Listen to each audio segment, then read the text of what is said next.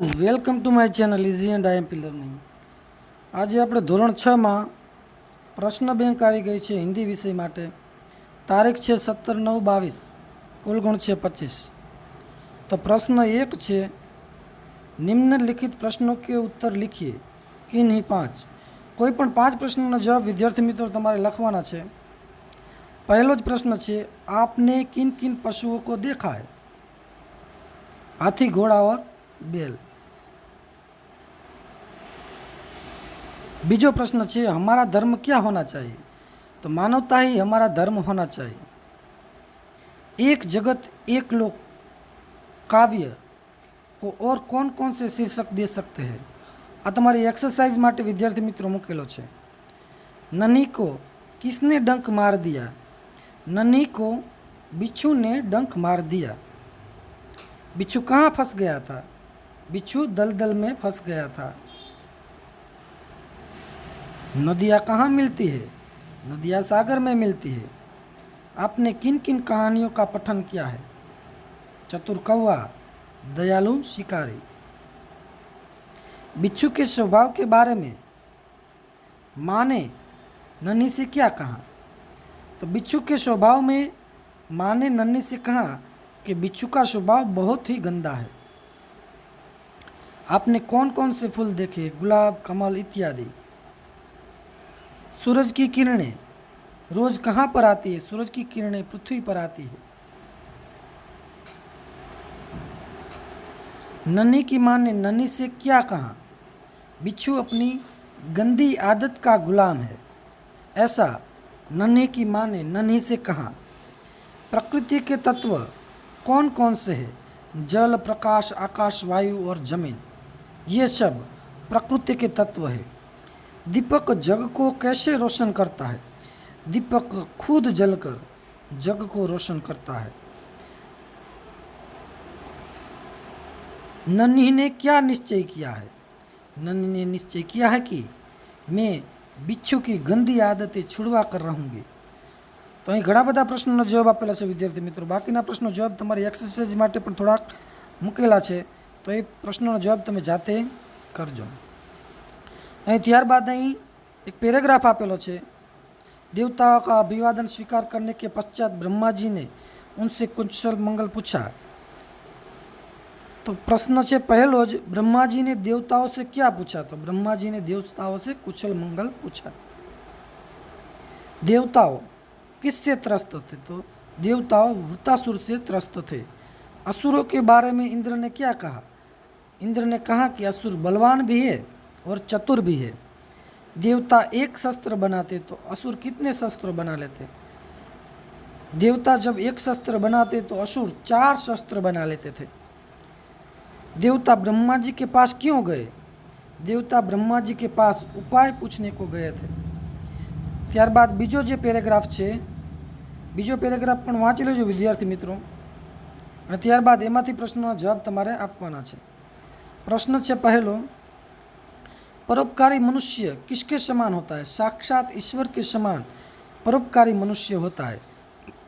परोपकारी मनुष्य का हृदय कैसा होता है? तो परोपकारी मनुष्य का हृदय सागर जैसा विशाल होता है. परोपकार से परोपकारी मनुष्य को क्या लाभ होता है? तो सुख और आनंद मिलता है. राजा और परोपकारी मनुष्य में क्या अंतर है? तो यहाँ पे उस प्रश्न का आंसर लिखा है, राजा अपनी शक्ति के बल पर मनुष्य के शरीर पर अधिकार कर सकता है, किंतु परोपकार करने वाला मनुष्य असंख्य मनुष्य के मन को जीत लेता है. प्रश्न नंबर 4, इस गद्य खंड को उचित शीर्षक दीजिए. तो परोपकारी मनुष्य. ત્યારબાદ બીજો પેરાગ્રાફ છે, भारतीय संगीत में देश विदेश सभी लोगों के संगीत का समावेश होता है. पंजाब के लोक नृत्य का नाम लिखिए. तो भांगड़ा पंजाब का लोक नृत्य है. कथकली कहाँ का लोक नृत्य है? कथकली केरल का लोक नृत्य है. गुजरात के लोक नृत्य का नाम लिखिए. गुजरात का लोक नृत्य गरबा है. भारत के सभी प्रांत किसके अधीन है? तो भारत के सभी प्रांत केंद्रीय सत्ता के अधीन है. भारतीय क्रिकेट टीम में कहाँ से खिलाड़ी होते हैं? भारतीय क्रिकेट टीम में भारत के विभिन्न प्रांत के खिलाड़ी होते हैं। અહીં પણ એક પેરેગ્રાફ આપેલો છે। बापू का स्पष्ट मत था कि स्वर्ग का राज्य बच्चों के लिए है। बच्चों के बारे में यहाँ पैराग्राफ गांधी जी ने लिखा है। बापू का स्पष्ट मत क्या था? स्वर्ग का राज्य बच्चों के लिए है, ऐसा बापू का स्पष्ट मत था। बच्चे कैसे होते हैं? बच्चे निर्दोष होते हैं। अगर किसी बच्चे में अवगुण हो तो किसका दोष है? तो अगर किसी बच्चे में अवगुण है तो उसके आसपास के व्यक्ति का ही अवगुण है। बच्चा कहाँ से सीखता है? बच्चा आसपास के वातावरण से सीखता है। इस गद्य खंड को उचित शीर्षक दीजिए। तो शीर्षक है बच्चे मन के सच्चे। અહીં પણ એક પેરેગ્રાફ આપેલો છે, તો એ પેરેગ્રાફમાંથી પ્રશ્નોનો જવાબ આપવાના છે વિદ્યાર્થી મિત્રો। प्रतिवर्ष स्वतंत्रता दिवस कब मनाया जाता है? तो प्रतिवर्ष स्वतंत्रता दिवस 15 अगस्त को मनाया जाता है। भारत के निवासियों ने किससे स्वतंत्रता प्राप्त की थी? विदेशी हुकूमत से भारत के निवासियों ने स्वतंत्रता प्राप्त की थी। प्रतिवर्ष स्वतंत्रता दिवस भारत के प्रधानमंत्री कहाँ से देश को संबोधित करते हैं? लाल किले से। भारत के प्रथम प्रधानमंत्री कौन थे? आंसर है जवाहरलाल नेहरू। स्वतंत्रता के बाद भारत को किस आधार पर विभाजित किया गया? स्वतंत्रता के बाद भारत को धर्म के आधार पर बांटा गया। भारत और पाकिस्तान 2 कंट्री बन गए थे।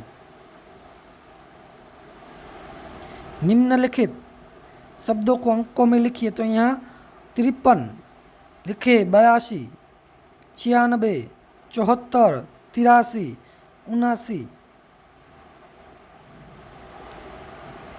92, 59, 67, 99। सही विकल्प चुनकर राइट का निशान कीजिए 53 के बाद। तो यहाँ ये आंसर है। 81 से पहले आने वाला 80, सबसे पहले आने वाला अंक, तो यहाँ पे टिक किया हुआ है। सबसे छोटा अंक कौन सा है? निम्नलिखित वाक्यों को विराम चिन्ह लगाकर फिर से लिखिए। राधा ने किरण से कहा घर चलो। तो यहाँ अल्पविराम है, यहाँ अवतरण है, ऐसे आपको चिन्ह को लगाना है।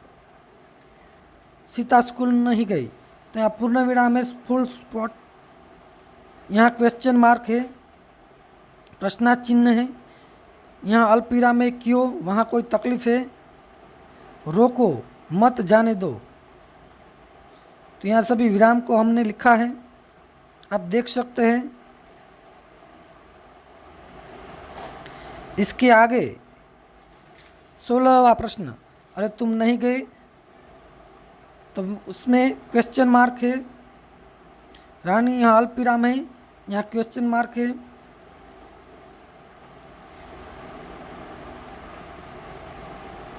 शब्द पर से वाक्य बनाना है हम।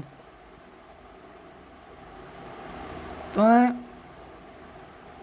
पहला शब्द है बर्तन, तो उससे इस प्रकार हम वाक्य बना सकते हैं। छोटी बच्ची को बर्तन मांजने में बहुत मज़ा आया। यहाँ है भलाई, तो भलाई के आधार पर सुलेमान भाई बोला आजकल भलाई का ज़माना नहीं रहा। यहाँ एक शब्द है प्रसाद।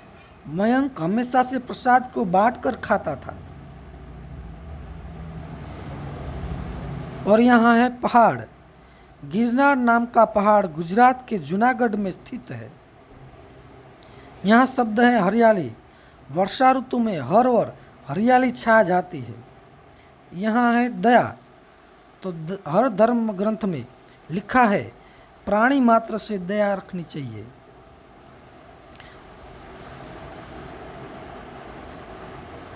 और भी शब्द हैं यहाँ एक शब्द है कला।